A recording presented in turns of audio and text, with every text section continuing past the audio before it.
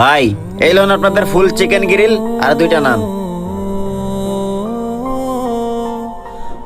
ভাই, আমরা তো শুধু রুটি আর ডাল ভাজি চাইছিলাম। ভাই, আমরা তো এই পোড়া মুরগির অর্ডার করি নাই।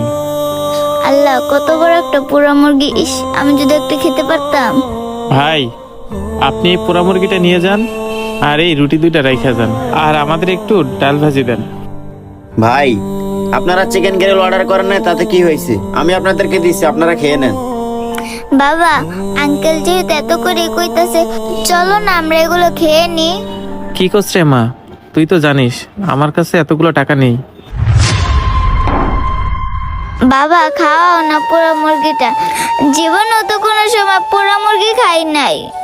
মারে, আমি তো বুঝছি তোর মনের কথা, কিন্তু দেখ, আমাদের মতো গরিবদের এইসব পোড়া মুরগি খাওয়ার স্বপ্ন দেখতে নেই।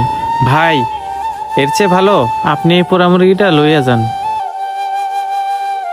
ভাই, আমি যেহেতু আপনাদেরকে চিকেন গ্রিলটা দিছি, আপনারা খেয়ে নেন, এটার টাকা দিতে হবে না।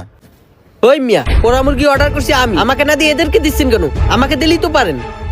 স্যার, আপনি কিছু মনে করেন না, আপনার চিকেন গ্রিলটা হইতাছে, এটা ওনাদের চিকেন গ্রিল। আপনারটা হলে আপনারটা আমি আপনাকেই দিব।